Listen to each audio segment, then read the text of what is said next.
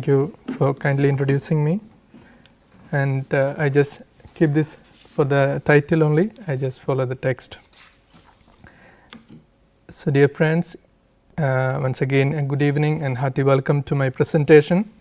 And as we can perceive from the very title of the topic, what I am going to discuss pertains to the field of education for sustainability and the formation of Catholic clerics and consecrated persons.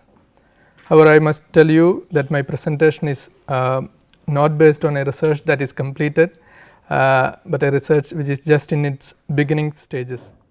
As maybe slightly different from what he introduced me, I just began as my PhD researcher at the Faculty of Theology and Religion. Actually, when I applied, I was in the final stages of Research Masters, so now just began, that's all. So, but it's only in this month I began this journey as a PhD researcher. So, my presentation is mostly based on a background study that I undertook to prepare my PhD project and the proposals that I have come up with from that. So, more informed findings and conclusions are yet to emerge as my research progress. And as for methodology, I have in preparing this paper, I have relied on traditional literature review, and the three areas that I have focused in this study are firstly the priestly and religious formation within the Catholic Church, sustainability leadership training, and connecting with also the context of India. So, first let me give a brief discussion on sustainability leadership training before linking it with the priestly and religious training. The concept of systems leadership might be familiar to some of you. The task of systems leadership can be understood as building a culture in which systems approach can flourish, that is, approaching the system as a whole than dealing with it in parts. Sustainability leadership is also a systems leadership model where a holistic view is promoted by an integrated working of the three traditional pillars of sustainability, namely society, economy, and environment. And today, sustainability leadership is more urgently needed than ever in every realm of life for achieving and maintaining a socio-economic well-being while also protecting natural resources. And pointing to the relevance of proper leadership in achieving the goals of sustainability, at least from the United Nations Conference on Sustainable Development in 2012, Rio plus 20, one can identify that governance is also projected as a fourth pillar of sustainability. So, now as one looks into the literature of sustainability leadership, search in databases like Web of Science, JSTOR, EBSCOhost, and so on, reveals that sustainability leadership literature primarily centers around management and management education. And that is why the literature on sustainability leadership training in management education becomes vital when reflecting on educating priests and religious for sustainability. And other efforts are also there such as SDG Academy, the online platform initiated by the Sustainable Development Solutions Network. They also promote sustainability leadership.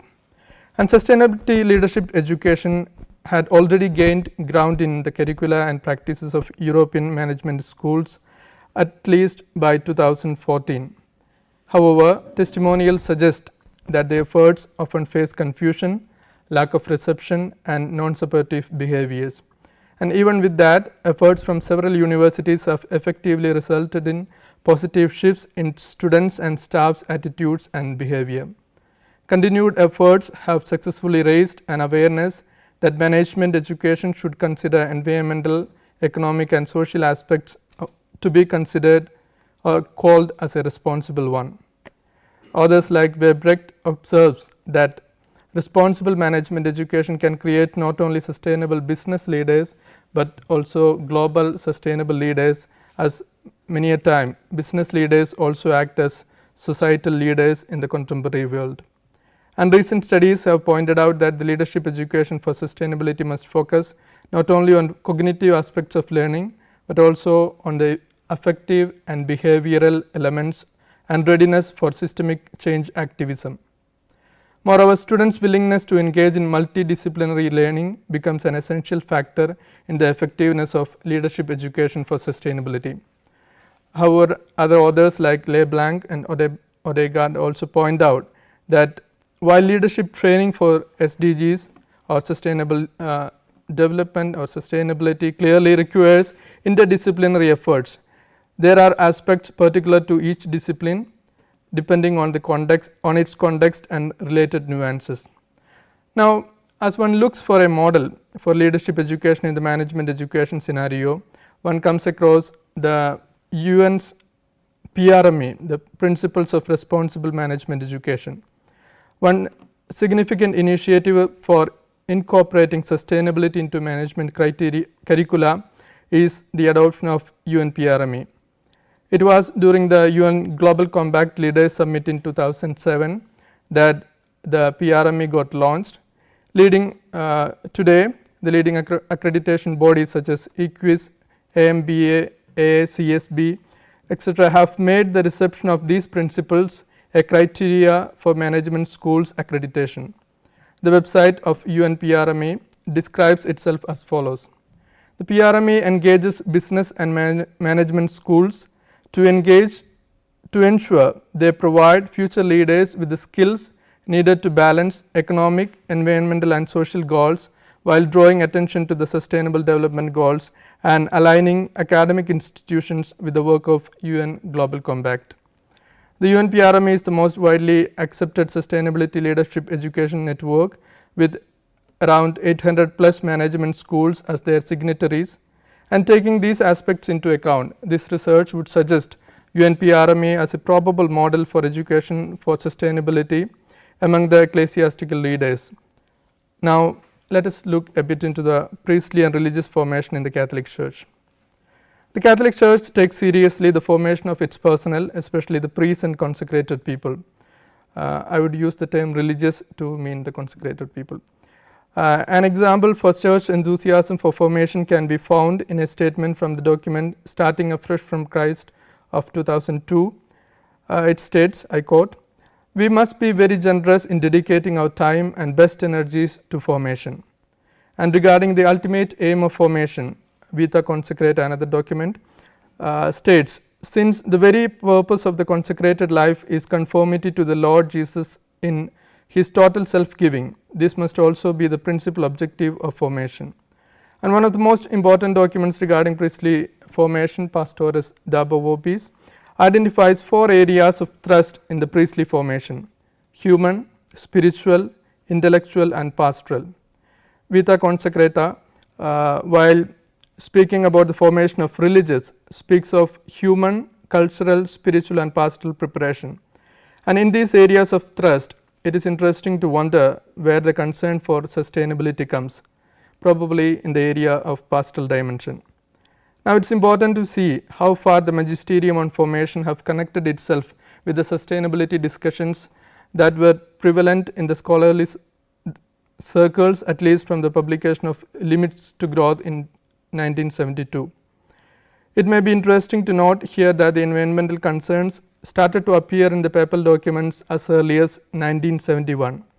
Pope Paul VI stated in 1971 in the apostolic letter, "Man," I quote, "man is suddenly becoming aware that an ill-considered exploitation of nature, he risks destroying it and becoming in his turn the victim of degradation. Not only is the material environment becoming a permanent menace, pollution and refuse, new illness and absolute destructive capacity, but the human framework is no longer under man's control, thus creating an environment for tomorrow which may well be intolerable. This is a wide-ranging social problem which concerns the entire human family." The famous phrase ecological conversion is accorded to Pope John Paul II, as he used this phrase in his address at a general audience in 2001. Later, Pope Benedict XVI was even acclaimed as the Green Pope. Even though Pope Benedict spoke of the dual responsibilities toward human ecology and environmental ecology, It is Pope Francis who started pressing on the systemic change required. With the encyclical Laudato Si, Pope Francis in 2015, the Catholic Church foregrounded the care for our common home. And it can be noted, however, that the Catholic Church documents on formation of priests and religious has not yet followed suit. Laudato Si and the latest apostolic constitution on ecclesiastical universities and faculties, Veritatis Gaudium, identifies the lack of leadership capable of striking out on new paths and meeting the needs of the present with a concern for all and without prejudice towards coming generations. But when it comes to concretely to the practicalities on formation of priests and religious, who are often the leaders within the ecclesiastical system, the related documents have not given sufficient attention to develop a fitting formation system.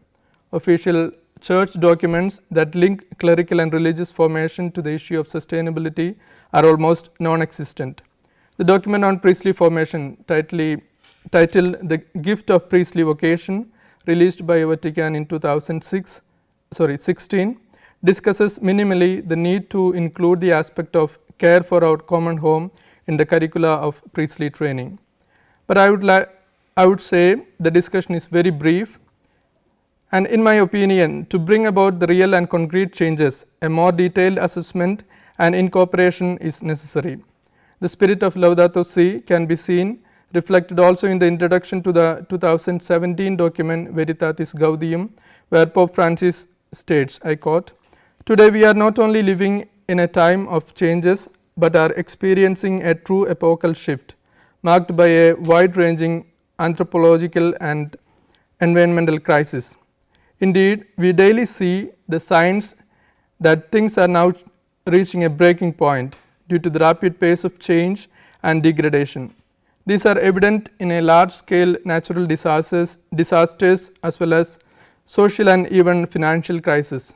In a word, this calls for changing the models of global development and redefining our notion of progress. Yet the problem is that we still lack the culture necessary to confront this crisis. We lack leadership capable of striking out on new paths. However, as the document proceeds with its practical instructions and guidelines, there is hardly any effort towards incorporating this introduction given by the Pope or to incorporate the sustainability culture. Acknowledgement of limits to growth is seen even in an early document on formation, Pastoris Dabo Vobis, in 1992, but this realization is not reflected in the later part of the document when it discusses the identity and formation of priests. Priestly and religious identity is traditionally tied to their relationship with the Trinitarian God firstly, then to the church and people, often sidelining any reference to the non-human world and environment. Searching through the church resources, I have identified around at least 22 documents that deal directly with the priestly and religious formation that are released by Vatican after the Second Vatican Council. Among these, only two, which I have mentioned above, are released after Laudato Si's publication.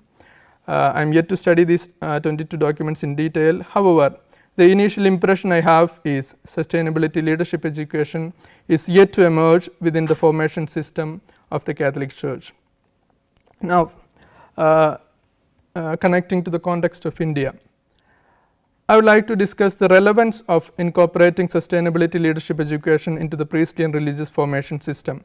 For explaining this, I would like to take the context of India as an example. It is important to remember that the church-run institutions, often headed and managed by priests and religious, play a significant role in India. Here, I would like to give some data from the resources that I could access. Although Christians amount only to 2.4% of the total population of India, the 2023 ranking of the government-run National Institute of Ranking Framework has 30 Christian colleges among the best 100 university colleges of India, and Catholics run 23,490 education institutions, 9,898 charitable institutions all over India, and among these are 5,450 Catholic healthcare institutions in the country, outnumbered only by the government-run centers. Next to these are thousands of Catholic-run social service centers. And all these institutions point to the enormous social impact of Christian institutions in India. The absence of sustainability in the training of their leaders and the practical theological discussions about priestly and religious formation is therefore a missed opportunity for the Catholic Church to contribute to a more sustainable future of India. It is therefore also imperative that the practical theological study of priestly and religious formation considers recent developments in the scholarship on how to train leaders for sustainability. Conclusion and proposals. To conclude, we have found two things: a model for sustainability leadership training in the UNPRMA and a hiatus within the priestly and religious formation system. Accordingly, for my further research, I would like to adopt and test the feasibility of applying the UNPRMA in priestly and religious formation, especially linking it to the context of India. This comes with challenges, however. While the UNPRMA deals with the institutionalized formal education programs, clerical and religious formation occurs in both formal and informal settings. Often different dioceses and religious congregations arrange their formation programs separately. Even within the same diocese or religious congregation, the various batches of candidates are formed at different formation houses. Hence, there may be often only a few candidates and only one formator per formation house. Moreover, the programs are often informally organized, and because of all these reasons, to make the study concrete and feasible, it is more apt to reflect on how the elements of UNPRMA can inspire the formators' training programs than directly linking to the formation programs themselves. Like the HR managers responsible for selecting and training new employees, formators play a crucial role in selecting and training candidates to religious formation. Hence, linking the UNPRMA elements with the formators training programs makes sense, I feel. In India, formators get trained at institutes such as there are some 5 institutes at least who give formal training for the formators, such as Vinaya Sadhana, Dhanhalaya, National Vocation Service Center, Adhyatma Vidyapeetham and Institute Mater Dei. Thus, I conclude this review. As I conclude this review, I would suggest investigating the possibilities and challenges of taking inspiration from one of the most popular sustainability leadership education networks, the UNPRMA, for the formators training programs offered in these institutes. And it is hoped that the research will not only find the feasibility of linking UNPRMA with the formators training programs, but also initiate a theological discussion in which sustainability leadership becomes a key principle or a key dimension that guides the formation and identity of priests and religious. On the other hand, finally, it is also a hope that as one tries to connect UNPRMA with the religious and clerical formation system, which has centuries of history, this will have something in turn to contribute to the popular framework UNPRMA as such. And thank you for your patient listening. I look forward to your reviews and suggestions regarding this research journey that I have just embarked. Thank you.